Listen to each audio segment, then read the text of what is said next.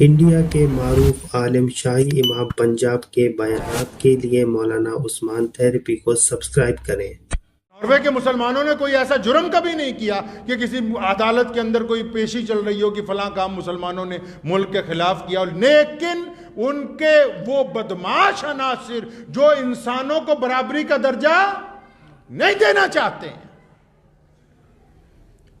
ابو جہل کو تو یہی تکلیف تھی، حضور صلی اللہ علیہ وسلم سے سمجھوتا کرنے آیا تو ہے، آپ بخاری اٹھا کر پڑھیں، ابو جہل گھبرا گیا رسول اللہ صلی اللہ علیہ وسلم کی تحریک سے، اور اس نے آ کے کہا کہ ہم آپ کو اللہ کا رسول مانتے ہیں۔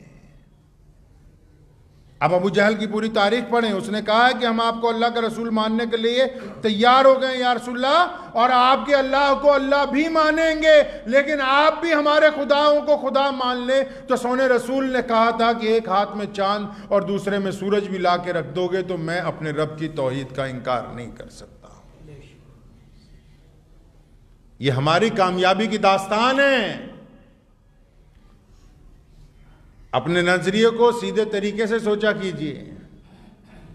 ایک صاحب مجھے کہنے لگے کہ قرآن پاک کی بے ادبی ہوئی ہے، لیکن آپ یہ دیکھیے کہ جب بھی قرآن پاک کی جہاں پر لوگوں نے بے ادبی کرنے کی کوشش کی ہے، ان روئے زمین پر اللہ نے قرآن پاک کی عزت برقرار کر دی۔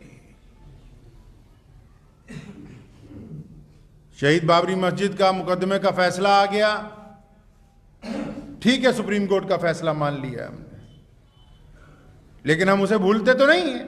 کسے نہیں بھولتے؟ اس مسجد کی شہادت کو نہیں بھولتے۔ کیوں نہیں بھولتے؟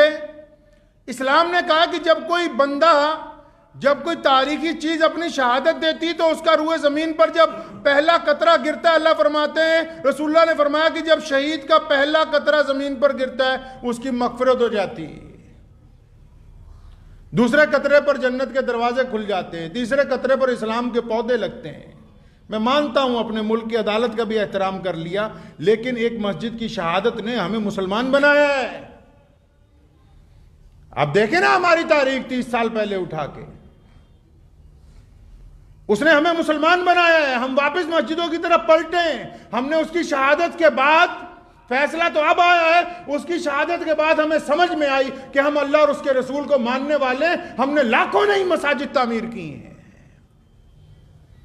اس کی شہادت نے ہمیں درس دیا، ہم نے بے شمار مدرسے بنائے ہیں، ہم نے کالج بنائے، یونیورسٹیاں بنائی ہیں۔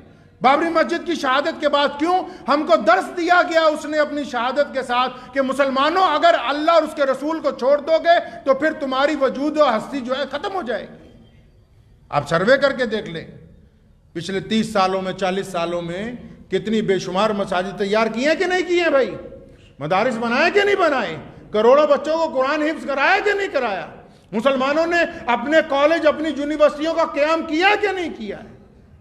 پہلے سے ہم ترقی کی طرف ہے، جبکہ ہمارے پاس تعاون نہیں ہے۔ دنیا کی کسی سرکار نے ہمیں آ کے کوئی دولت نہیں دی، کسی این جی او نے آ کے ہمیں یہ نہیں کہا۔ ہم نے ایک ایک روپیہ مسلمانوں نے آپس میں اکٹھا کر کے ایک بہترین نظام اس ملک میں بھی اسلام کا قائم کر کے دکھا دیا کہ جب بھی اسلام نے کہا نا کہ اسلام کی فطرت میں قدرت نے لچک دی ہے، یہ اتنا ہی ابھرے گا جتنا کہ دباؤ گے۔ ہماری تاریخ اس بات کی گواہ ہے۔ ناروے میں قرآن پاک کی بے ادبی ہوئی، دکھ اپنی جگہ ہے، خوشی اس بات کی ہے کہ اس ملک میں اسلام کا دروازہ کھل گیا ہے۔ آپ جائیے فرانس کے اندر، 10 سال پہلے ایک مسجد تھی، آج فرانس میں 1000 مسجدیں ہیں۔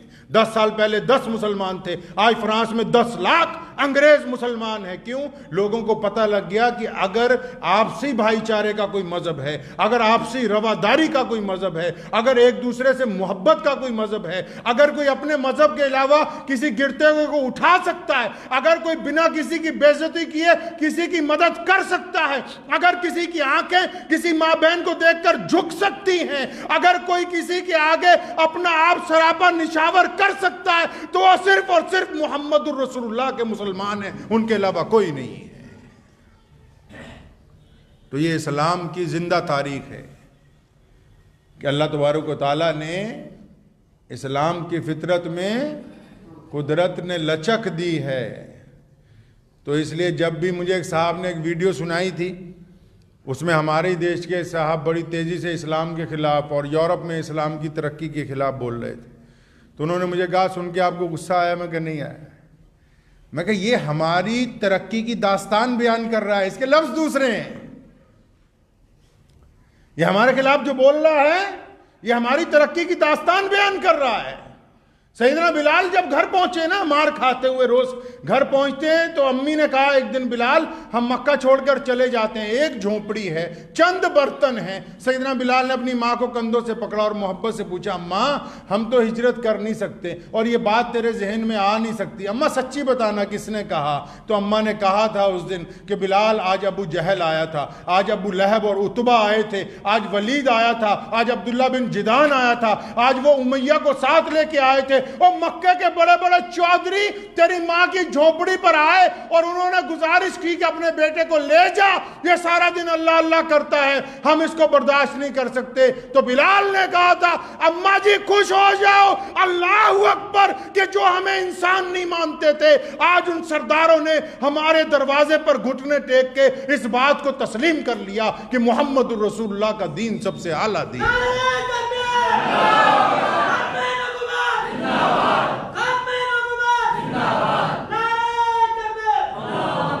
دنیا کی طاقتیں وقتی طور پر ہمیں متاثر کر سکتی, ہماری چھاتی میں گولی اتار سکتی, کسی کی زبان کاٹی جا سکتی ہے, کسی کو اٹھا کے اندر دیا جا سکتا ہے, کسی پر دباؤ بنایا جا سکتا ہے, کچھ بھی کر لیں. دنیا کی جتنی طاقتیں ہیں وہ ہر ایک کام کر سکتے ہیں, لیکن محمد الرسول اللہ کے دین کو روک نہیں سکتے.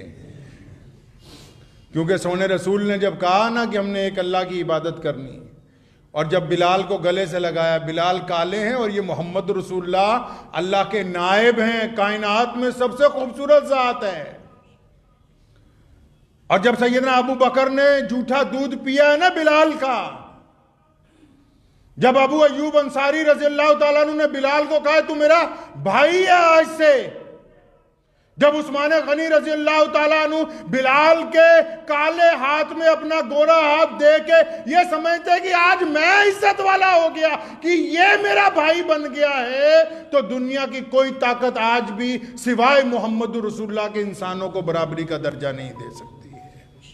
اس لیے آپ کو کہتا ہوں بار بار کہ لمبی چوڑی مت ہانکا کرو, اللہ اور اس کے رسول کی طرف پلٹیں گے انشاءاللہ. میں کل رات یو پی میں تھا تو وہاں میں مسلمانوں کو ایک بات کہی, میں نے کہا یہ تو ممکن نہیں ہے نا کہ آپ کہتے رہیں کہ اچھا جی میں مکھیہ منتری بنوں گا فلاں کام کروں گا. نہیں, اسلام نے آپ کے ذمے جو کام ڈالا ہے وہ کام کیجیے. اور آپ کے ذمے کیا کام ڈالا ہے کہ آپ اپنے گھر میں ان کے وفادار ہوں, آپ اپنے پڑوسی چاہے ہندو ہو, چاہے سکھ ہو, چاہے دلت ہو, چاہے جینی ہو, چاہے بودھی ہو, کسی بھی مذہب کا ہو, اگر آپ اعلیٰ ترین کھانا کھاتے ہیں اور پڑوسی آپ کا بھوکا ہے تو ہم مسلمان کہلانے کے حقدار نہیں ہیں.